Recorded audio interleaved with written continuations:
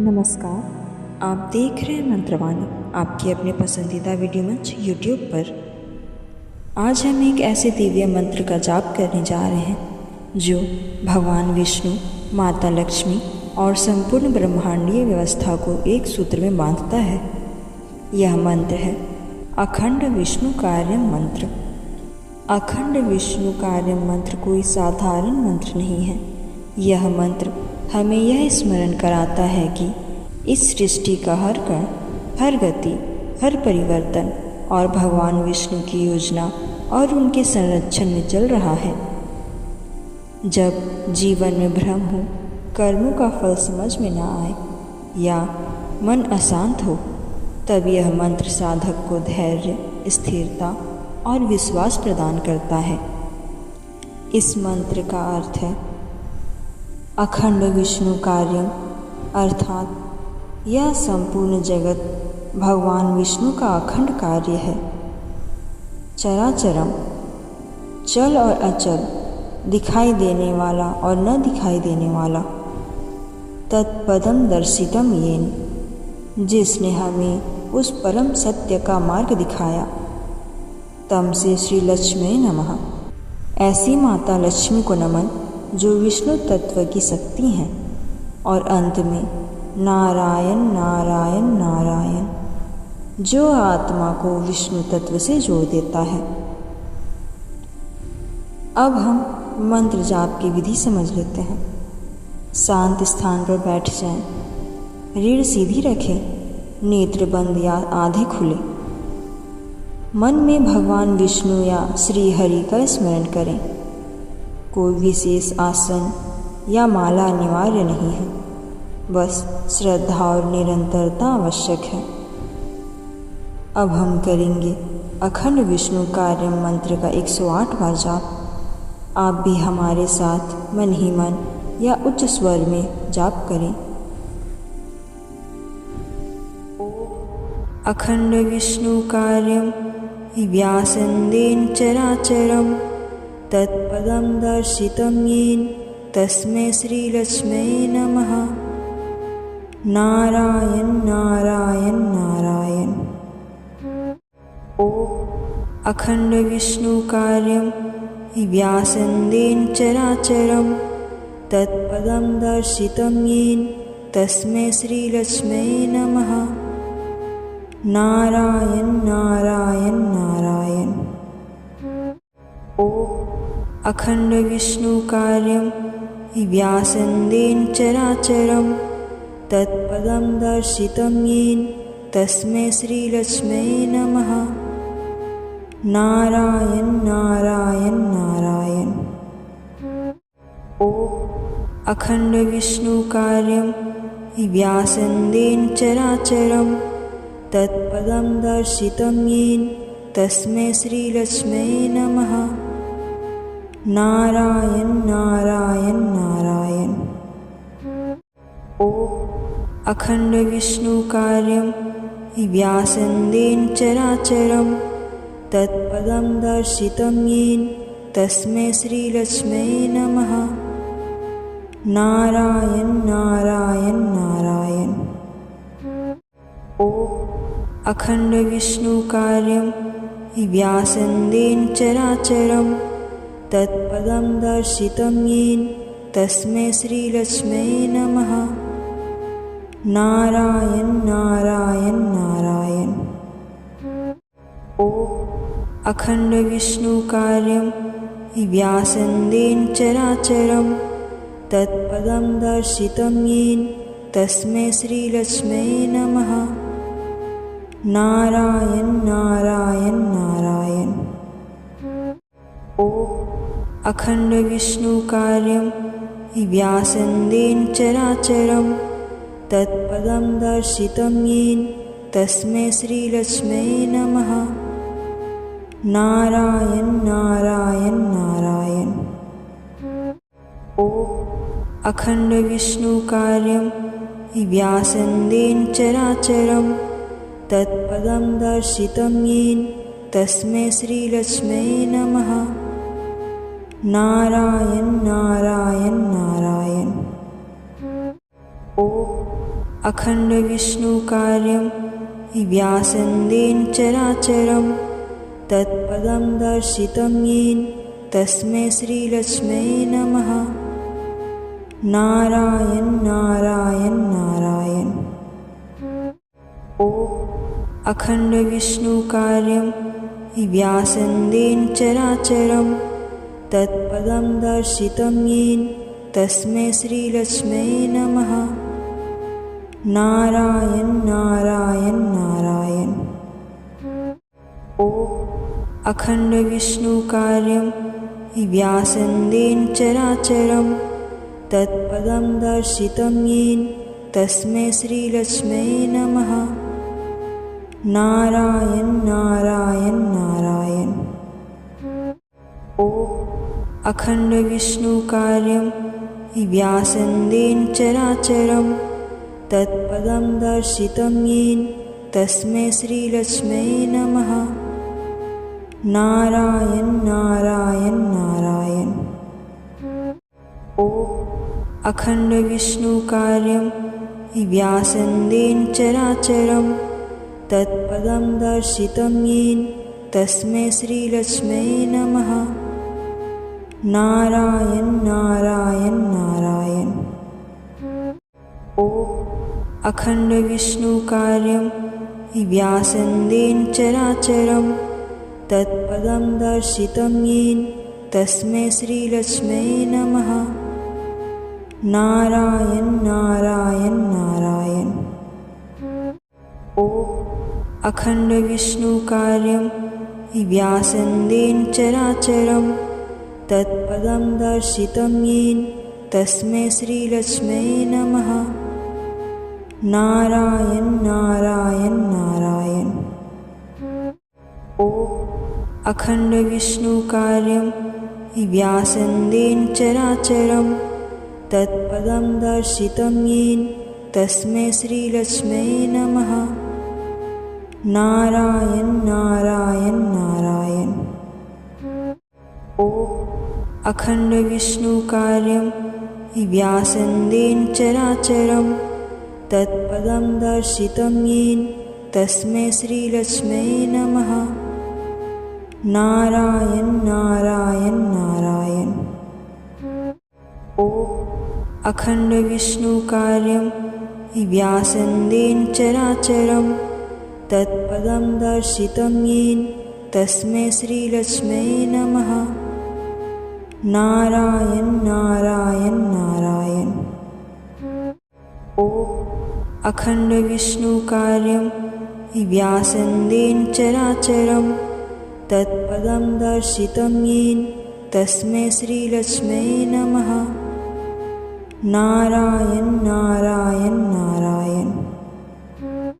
ॐ अखण्डविष्णुकार्यं हि व्यासन्देन चराचरं तत्पदं दर्शितं येन तस्मै श्रीलक्ष्म्यै नमः। नारायण नारायण नारायण। ॐ अखण्डविष्णुकार्यं हि व्यासन्देन चराचरं तत्पदं दर्शितं येन तस्मै श्रीलक्ष्म्यै नमः। नारायण नारायण नारायण। ॐ अखण्डविष्णुकार्यं हि व्यासन्देन चराचरं तत्पदं दर्शितं येन तस्मै श्रीलक्ष्म्यै नमः। नारायण नारायण नारायण। ॐ अखण्डविष्णुकार्यं हि व्यासन्देन चराचरं तत्पदं दर्शितं येन तस्मै श्रीलक्ष्म्यै नमः। नारायण नारायण नारायण। ॐ अखण्डविष्णुकार्यं हि व्यासन्देन चराचरं तत्पदं दर्शितं येन तस्मै श्रीलक्ष्म्यै नमः। नारायण नारायण नारायण। ॐ अखण्डविष्णुकार्यं हि व्यासन्देन चराचरं तत्पदं दर्शितं येन तस्मै श्रीलक्ष्म्यै नमः।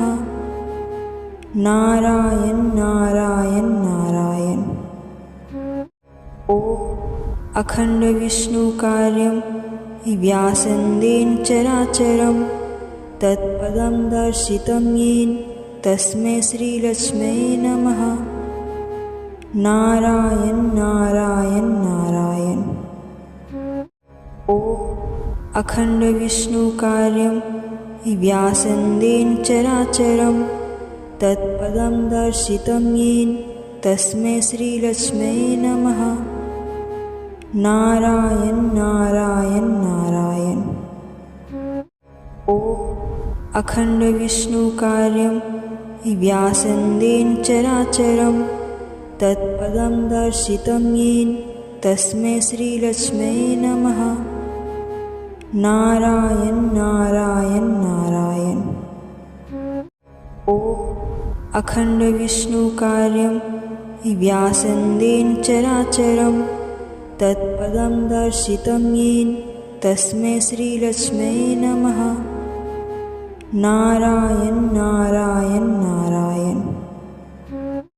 ओम अखंड विष्णु कार्यं हि व्यासन्देन चराचरं तत्पदं दर्शितं येन तस्मै श्रीलक्ष्म्यै नमः। नारायण नारायण नारायण। ओम अखंड विष्णु कार्यं हि व्यासन्देन चराचरं तत्पदं दर्शितं येन तस्मै श्रीलक्ष्म्यै नमः। नारायण नारायण नारायण। ओम अखंड विष्णु कार्यं हि व्यासन्देन चराचरं तत्पदं दर्शितं येन तस्मै श्रीलक्ष्म्यै नमः। नारायण नारायण नारायण। ओम अखंड विष्णु कार्यं हि व्यासन्देन चराचरं तत्पदं दर्शितं येन तस्मै श्रीलक्ष्म्यै नमः। नारायण नारायण नारायण। ओम अखंड विष्णु कार्यं हि व्यासन्देन चराचरं तत्पदं दर्शितं येन तस्मै श्रीलक्ष्म्यै नमः। नारायण नारायण नारायण। ओम अखंड विष्णु कार्यं हि व्यासन्देन चराचरं तत्पदं दर्शितं येन तस्मै श्रीलक्ष्म्यै नमः। नारायण नारायण नारायण। ओम अखंड विष्णु कार्यं हि व्यासन्देन चराचरं तत्पदं दर्शितं येन तस्मै श्रीलक्ष्म्यै नमः। नारायण नारायण नारायण। ओम अखंड विष्णु कार्यं हि व्यासन्देन चराचरं तत्पदं दर्शितं येन तस्मै श्रीलक्ष्म्यै नमः। नारायण नारायण नारायण। ओम अखंड विष्णु कार्यं हि व्यासन्देन चराचरं तत्पदं दर्शितं येन तस्मै श्रीलक्ष्म्यै नमः। नारायण नारायण नारायण। ओम अखंड विष्णु कार्यं हि व्यासन्देन चराचरं तत्पदं दर्शितं येन तस्मै श्रीलक्ष्म्यै नमः। नारायण नारायण नारायण। ओम अखंड विष्णु कार्यं हि व्यासन्देन चराचरं तत्पदं दर्शितं येन तस्मै श्रीलक्ष्म्यै नमः। नारायण नारायण नारायण। ओम अखंड विष्णु कार्यं हि व्यासन्देन चराचरं तत्पदं दर्शितं येन तस्मै श्रीलक्ष्म्यै नमः। नारायण नारायण नारायण। ओम अखंड विष्णु कार्यं हि व्यासन्देन चराचरं तत्पदं दर्शितं येन तस्मै श्रीलक्ष्म्यै नमः। नारायण नारायण नारायण। ॐ अखंड विष्णु कार्यं व्यासन्देन चराचरं तत्पदं दर्शितं येन तस्मै श्रीलक्ष्म्यै नमः। नारायण नारायण नारायण। ॐ अखंड विष्णु कार्यं व्यासन्देन चराचरं तत्पदं दर्शितं येन तस्मै श्रीलक्ष्म्यै नमः। नारायण नारायण नारायण। ॐ अखंड विष्णु कार्यं व्यासन्देन चराचरं तत्पदं दर्शितं येन तस्मै श्रीलक्ष्म्यै नमः। नारायण नारायण नारायण। ॐ अखंड विष्णु कार्यं व्यासन्देन चराचरं तत्पदं दर्शितं येन तस्मै श्रीलक्ष्म्यै नमः। नारायण नारायण नारायण। ॐ अखंड विष्णु कार्यं व्यासन्देन चराचरं तत्पदं दर्शितं येन तस्मै श्रीलक्ष्म्यै नमः। नारायण नारायण नारायण। ॐ अखंड विष्णु कार्यं व्यासन्देन चराचरं तत्पदं दर्शितं येन तस्मै श्रीलक्ष्म्यै नमः। नारायण नारायण नारायण। ॐ अखंड विष्णु कार्यं व्यासन्देन चराचरं तत्पदं दर्शितं येन तस्मै श्रीलक्ष्म्यै नमः। नारायण नारायण नारायण। ॐ अखंड विष्णु कार्यं व्यासन्देन चराचरं तत्पदं दर्शितं येन तस्मै श्रीलक्ष्म्यै नमः। नारायण नारायण नारायण। ॐ अखंड विष्णु कार्यं व्यासन्देन चराचरं तत्पदं दर्शितं येन तस्मै श्रीलक्ष्म्यै नमः। नारायण नारायण नारायण। ॐ अखंड विष्णु कार्यं व्यासन्देन चराचरं तत्पदं दर्शितं येन तस्मै श्रीलक्ष्म्यै नमः। नारायण नारायण नारायण। ॐ अखंड विष्णु कार्यं व्यासन्देन चराचरं तत्पदं दर्शितं येन तस्मै श्रीलक्ष्म्यै नमः। नारायण नारायण नारायण।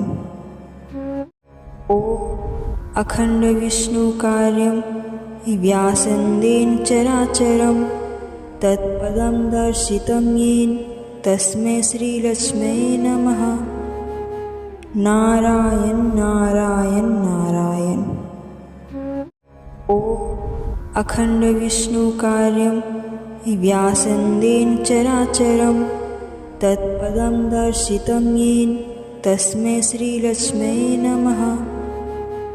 नारायण नारायण नारायण। ॐ अखंड विष्णु कार्यं व्यासन्देन चराचरं तत्पदं दर्शितं येन तस्मै श्रीलक्ष्म्यै नमः। नारायण नारायण नारायण। ॐ अखंड विष्णु कार्यं व्यासन्देन चराचरं तत्पदं दर्शितं येन तस्मै श्रीलक्ष्म्यै नमः।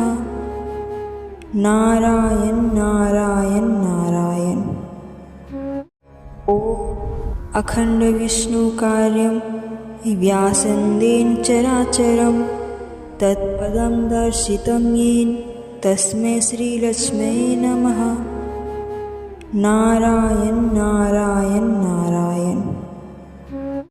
ॐ अखण्डविष्णुकार्यं व्यासन्देन चराचरं तत्पदं दर्शितं येन तस्मै श्रीलक्ष्म्यै नमः।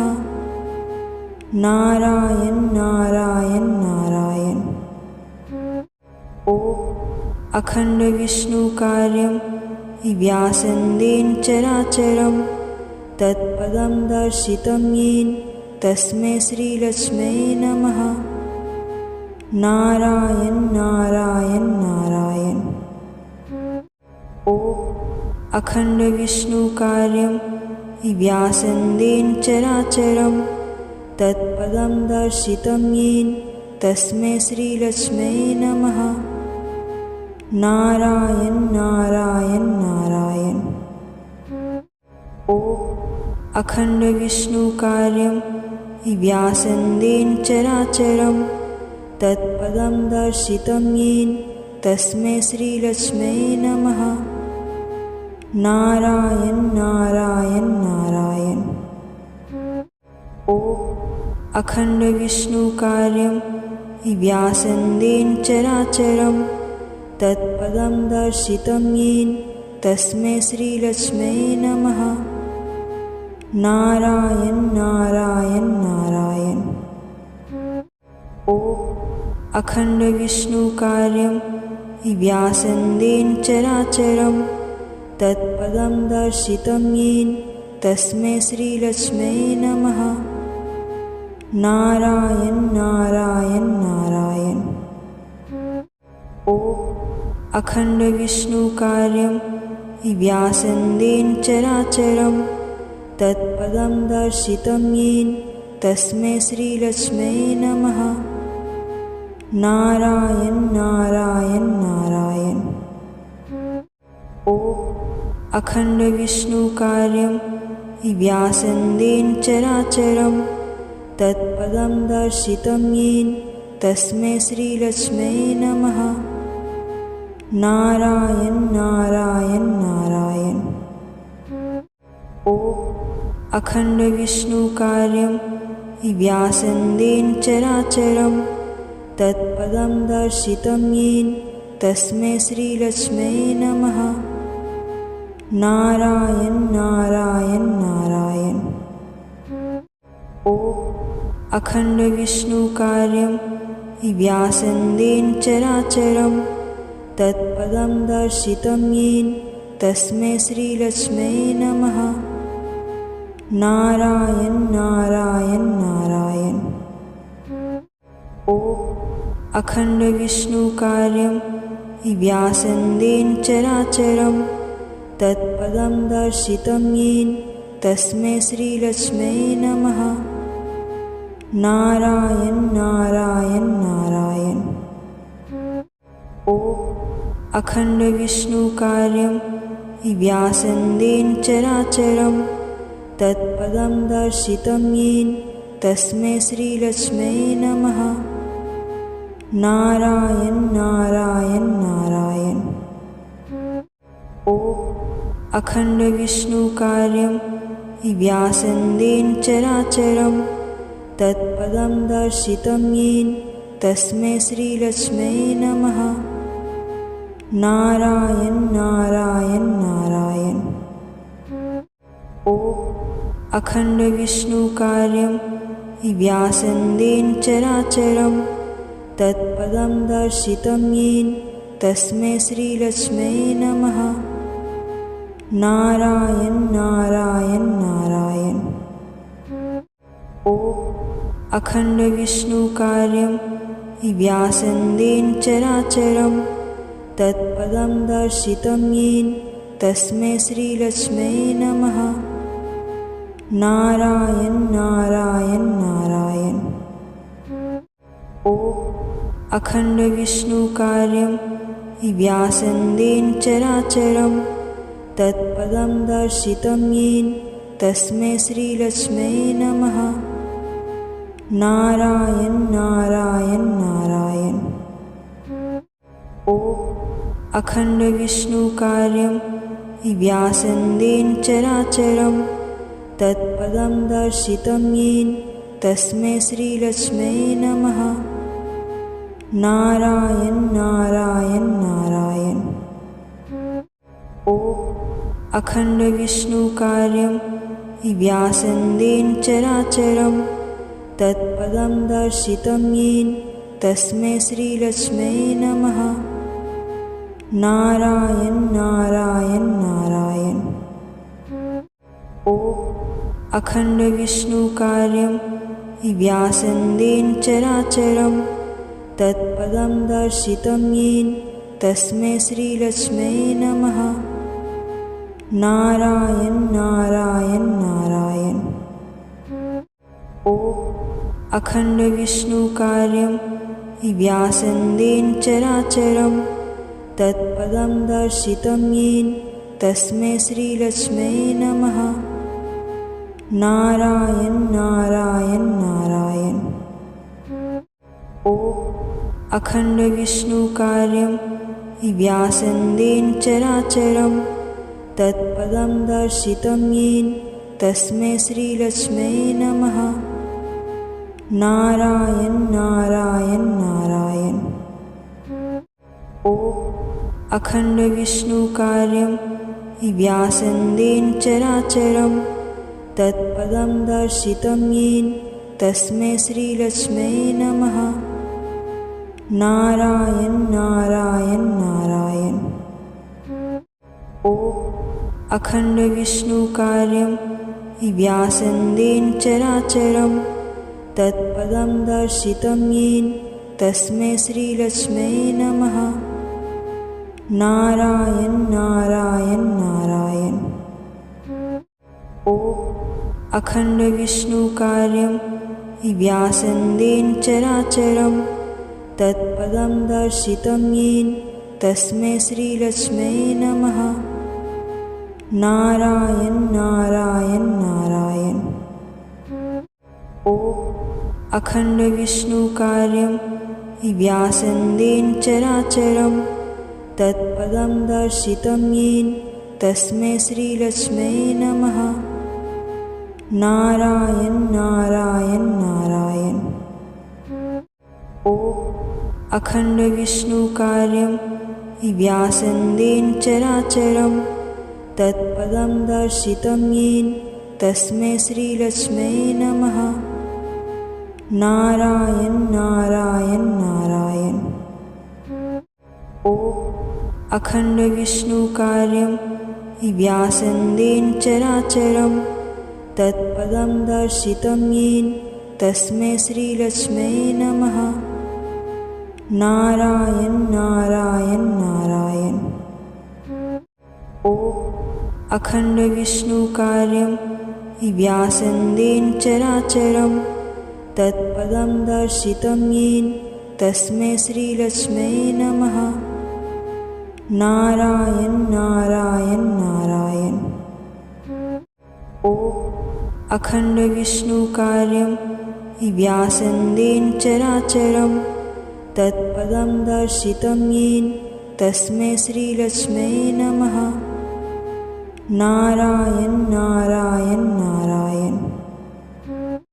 ओम अखंड विष्णु कार्यं व्यासन्देन चराचरं तत्पदं दर्शितं येन तस्मै श्रीलक्ष्म्यै नमः।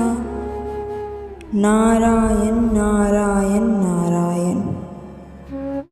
ओम अखंड विष्णु कार्यं व्यासन्देन चराचरं तत्पदं दर्शितं येन तस्मै श्रीलक्ष्म्यै नमः।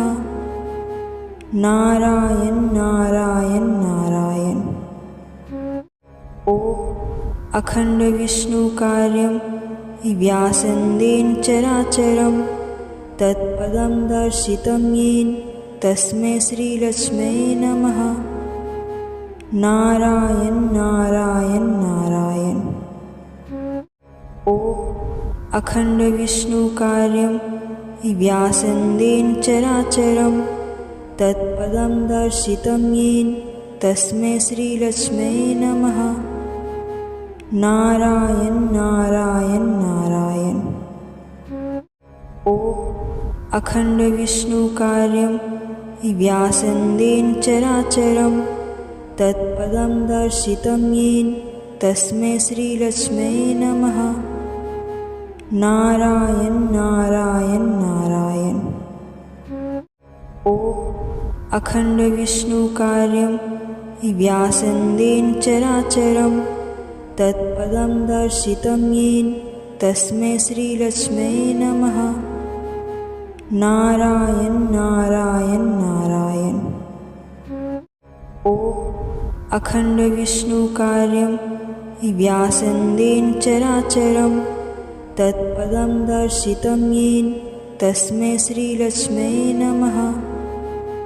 नारायण नारायण नारायण। ॐ अखंड विष्णु कार्यं व्यासन्देन चराचरं तत्पदं दर्शितं येन तस्मै श्रीलक्ष्म्यै नमः। नारायण नारायण नारायण। ॐ अखंड विष्णु कार्यं व्यासन्देन चराचरं तत्पदं दर्शितं येन तस्मै श्रीलक्ष्म्यै नमः। नारायण नारायण नारायण। ॐ अखंड विष्णु कार्यं व्यासन्देन चराचरं तत्पदं दर्शितं येन तस्मै श्रीलक्ष्म्यै नमः। नारायण नारायण नारायण। ॐ अखंड विष्णु कार्यं व्यासन्देन चराचरं तत्पदं दर्शितं येन तस्मै श्रीलक्ष्म्यै नमः। नारायण नारायण नारायण। ॐ अखंड विष्णु कार्यं व्यासन्देन चराचरं तत्पदं दर्शितं येन तस्मै श्रीलक्ष्म्यै नमः। नारायण नारायण नारायण। ॐ अखंड विष्णु कार्यं व्यासन्देन चराचरं तत्पदं दर्शितं येन तस्मै श्रीलक्ष्म्यै नमः।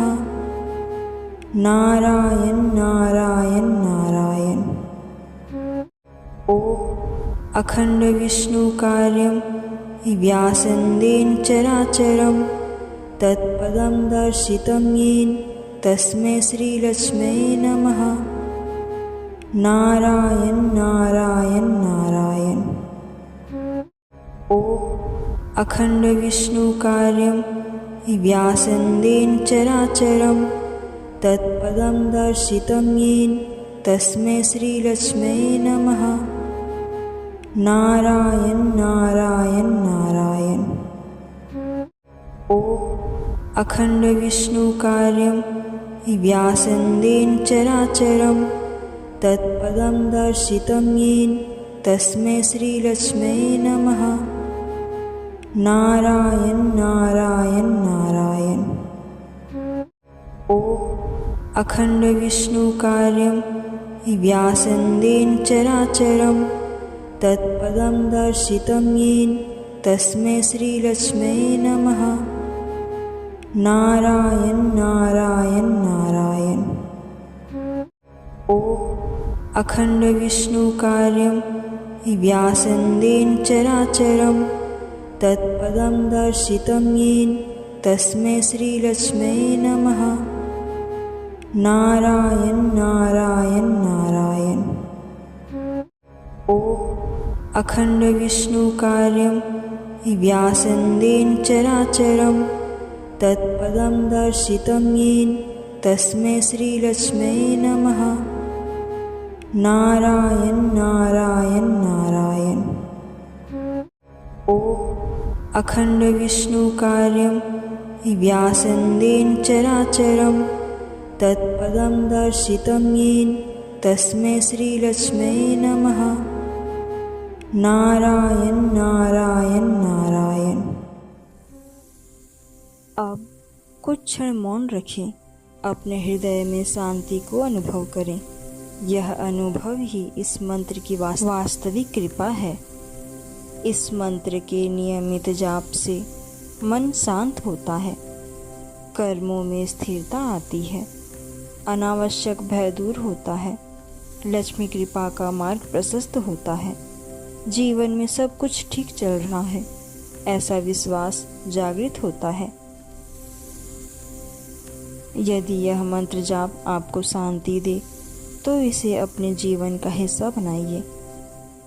वीडियो को लाइक करें और मंत्रवाणी से जुड़े रहें ऐसे ही पवित्र मंत्रों और साधनाओं के लिए।